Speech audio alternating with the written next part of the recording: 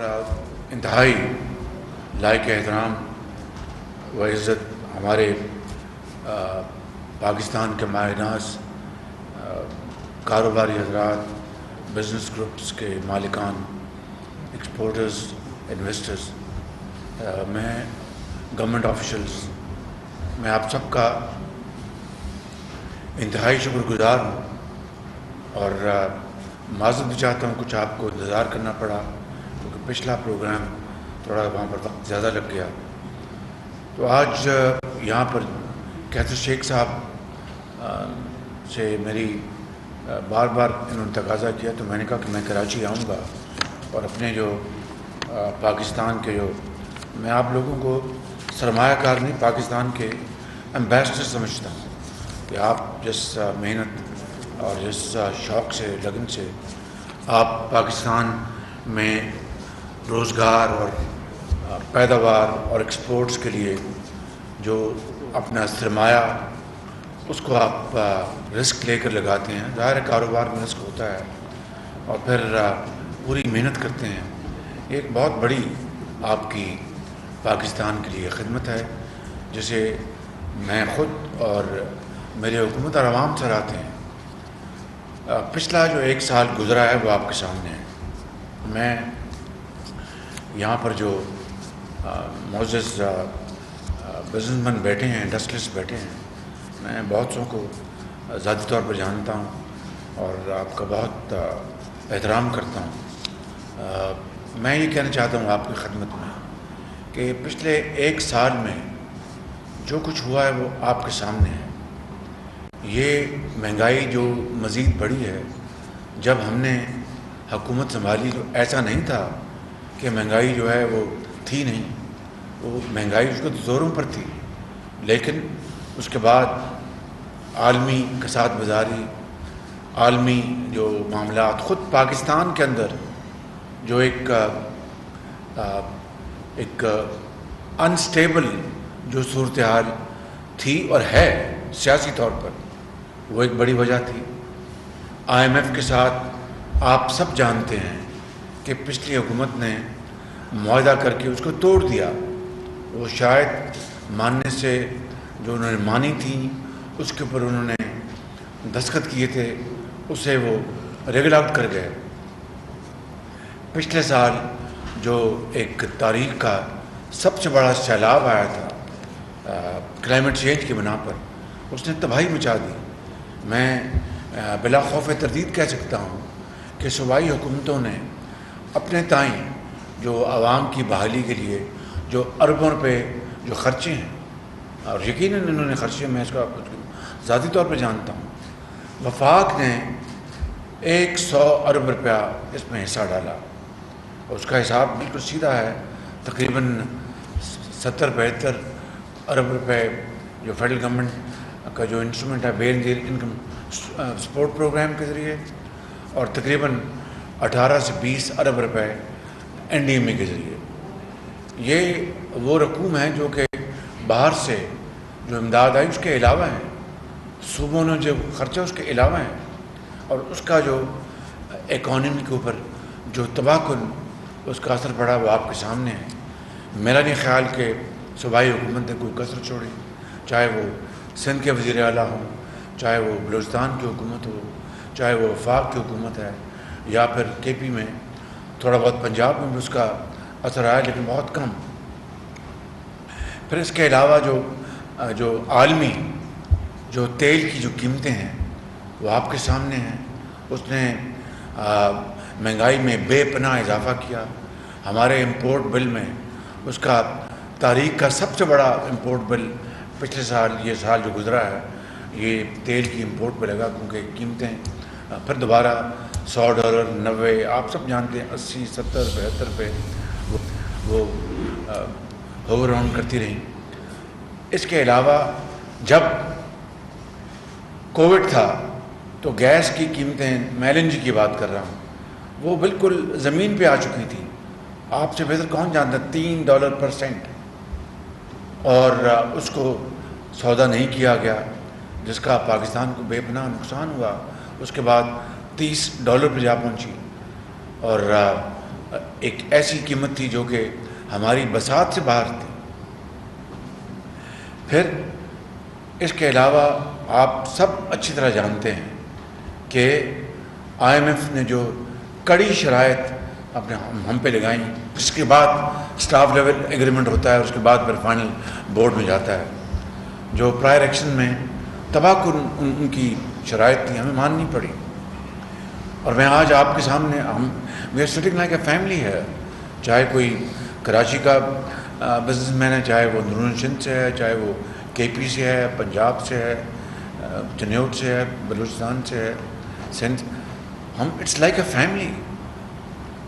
حقیقت یہ ہے کہ ساری شرائط آئی ایم ایف کی 100% پوری کر دی گئی۔ میں آپ کو آج بالکل صدقے دل کے ساتھ اور درد دل کے ساتھ عرض کر رہا ہوں، پرسنل ایکسپیرئنس کی بنیاد پر، جو آپ کو بھی ہر روز آپ پیش آتے ہیں، کہ دوست ممالک، ہمارے برادر ممالک، وہ آج بھی پاکستان کے لیے بے پناہ وہ اچھے جذبات رکھتے ہیں، بے پناہ ان کی خواہش ہے کہ پاکستان ترقی کرے۔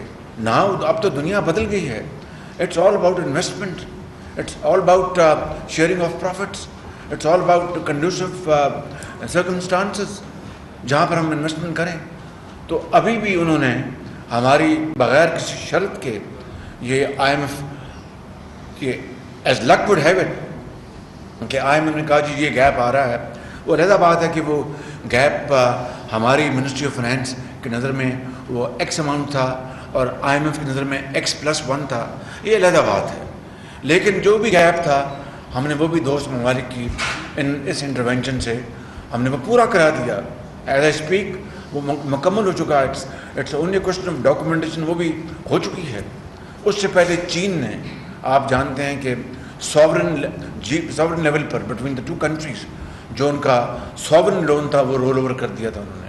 چینی وزیر اعظم نے مجھ سے ایک مرتبہ نے 2 مرتبہ کہا کہ وزیر اعظم شاباش فکر نہ کریں، مگر آپ جانتے ہیں جو کمرشل لونز ہیں، چاہے وہ چائنا کا ICBC ہے، چائنا ڈیولپمنٹ بینک ہے، یا those are commercial loans given to Pakistan on commercial terms, انہوں نے اس کو بھی رول اوور کر دیا کہ بھئی ہمیں پتہ ہے کہ آپ تکلیف میں ہیں اور آپ کی جو نیگوشیشن جو ہو رہی ہے وہ ڈریگ کر رہی ہے۔ I am not going to that, ہمارا آج بھی عزت کے دل سے یہ خواہش ہے کہ اب یہ فائنلائز ہو جائے۔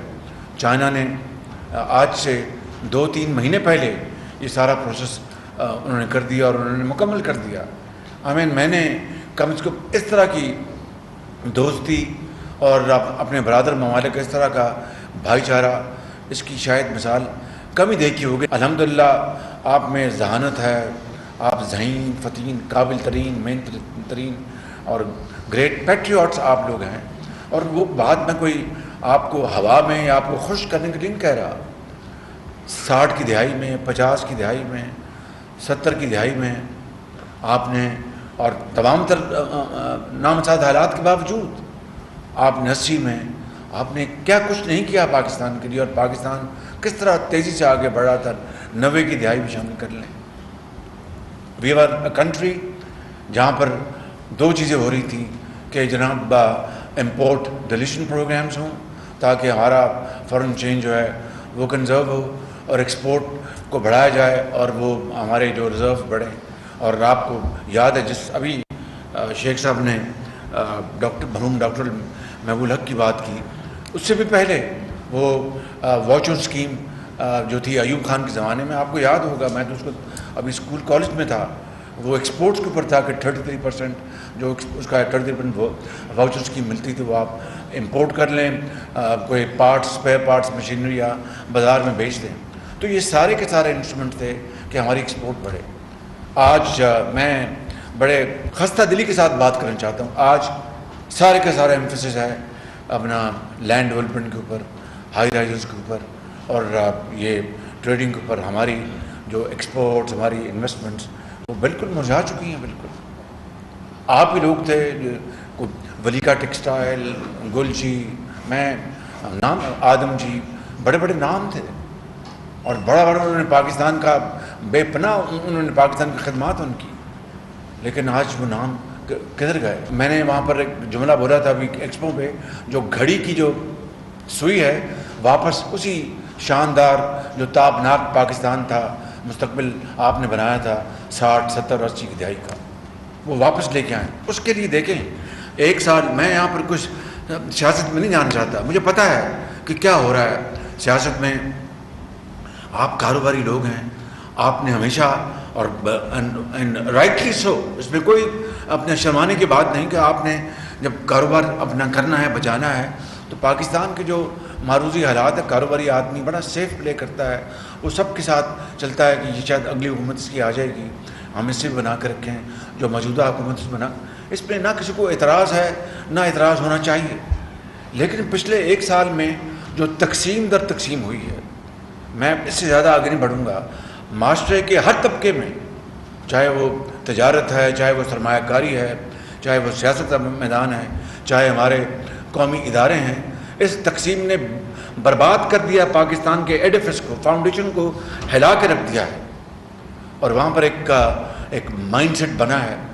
اور میں آپ سے آج جو باتیں کھلی باتیں کر رہا ہوں کہ پاکستان ایک اللہ تعالیٰ نے خداداد ملک پاکستان بنایا، بڑی عظیم قربانیاں دی گئیں قائد اعظم کی تحریک میں، آپ کے آباء و اجداد سب شامل اس میں. تاریخ لمبی ہے، میں اس میں نہیں جانا چاہتا، لیکن 47 کا پاکستان جن مقاصد کے لیے بنا تھا، آج وہ کہاں اور آج ہم کام کریں. اور مجھے اس میں کوئی بات نہیں کہنے میں کہ ہمارے وہ شہداء جنہوں نے پاکستان کے لیے جانیں دی تھی، ہندوستان سے وہ پتہ نہیں کوئی اپنا ریل میں آیا، کوئی پیدل آیا، کوئی بائیسیکل پہ آیا، کوئی بیل گاڑی پہ آیا، راستے میں کس طرح ان کے پیارے ان کو شہید کیا گیا.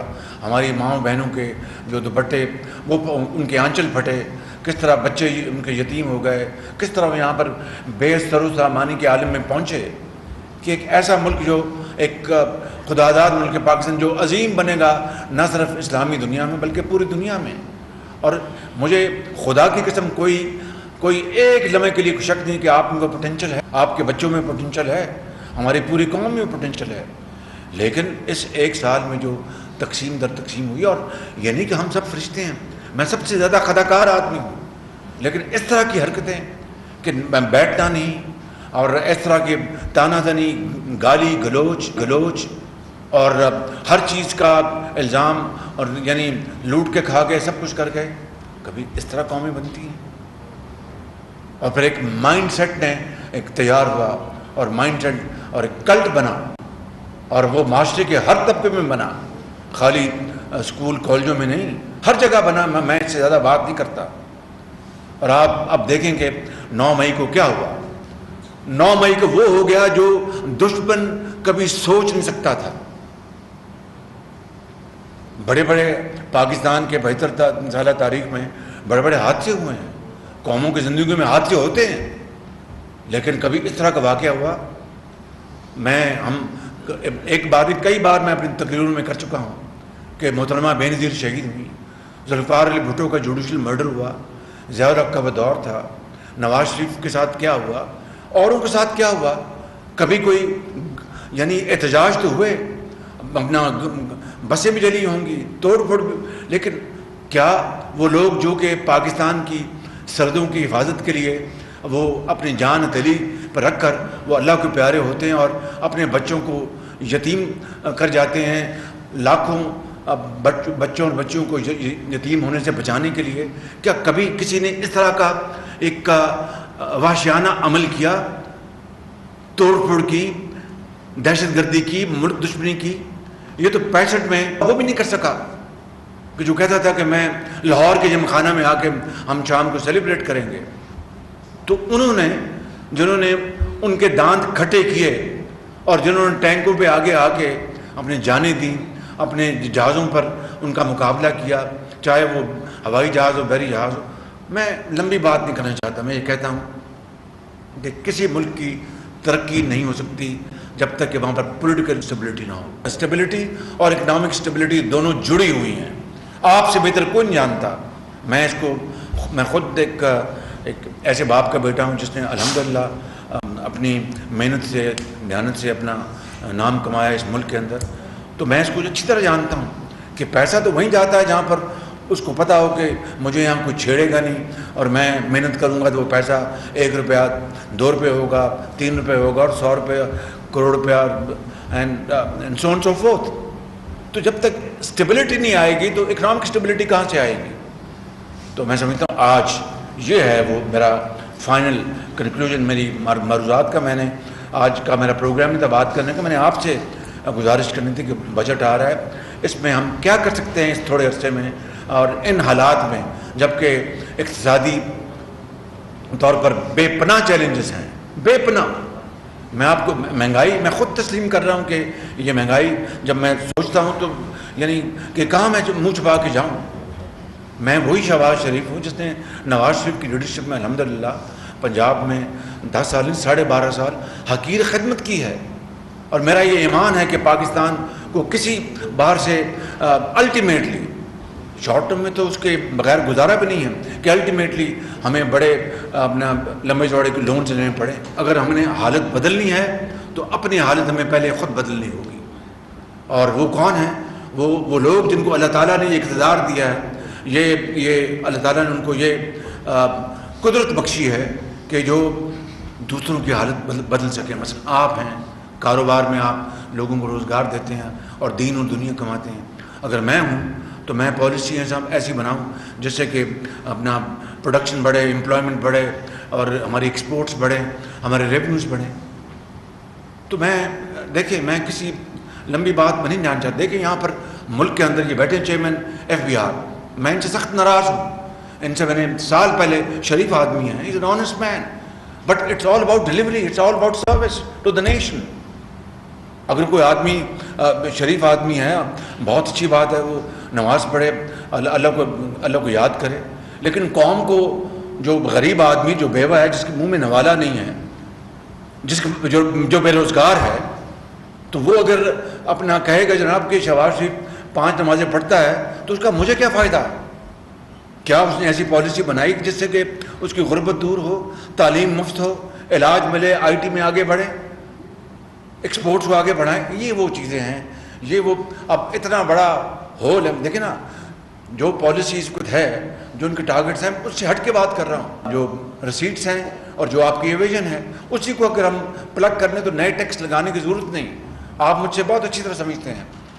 میں اس کے اوپر بات ختم کرتا ہوں. میں نے بات بڑی لمبی ہوگی لیکن میں جذبات سے بھرا ہوا تھا بالکل, اور آپ میرے بہت محترم ہیں. میں دل سے آپ سے باتیں کر رہا تھا آج. تو اب میں آپ سے گزارش کروں گا کہ آپ بات شروع کریں. یہ وہی زمانہ آنا چاہیے جب پاکستان کا دنیا میں توتی بولتا تھا. بخدا میں آپ کو بتاتا ہوں, کراچی کے جو بزنس ہاؤسز تھے ان کا پوری دنیا میں نام تھا ان کا. وہ کہاں گئے وہ وقت؟ ہمیں وہ واپس لانے چاہیے. اور یہ کہتے ہیں کہ پنجابی میں ڈولے بیرے میں کچھ نہیں بگڑا. It's never too late and I believe in this, it's never too late. بہت شکریہ آپ کا, بڑی مہربانی. وزیر اعظم کا کراچی میں صنعت کاروں اور کاروباری شخصیات سے خطاب. انہوں نے کہا کہ سرمایہ کار دنیا بھر میں پاکستان کے سفیر ہے. سرمایہ کاروں کی پاکستان کے لیے بہت بڑی خدمات ہیں. گزشتہ 1 سال میں جو بھی ہوا وہ سب کے سامنے ہے. گزشتہ حکومت نے IMF سے معاہدہ کر کے خود ہی توڑ دیا تھا.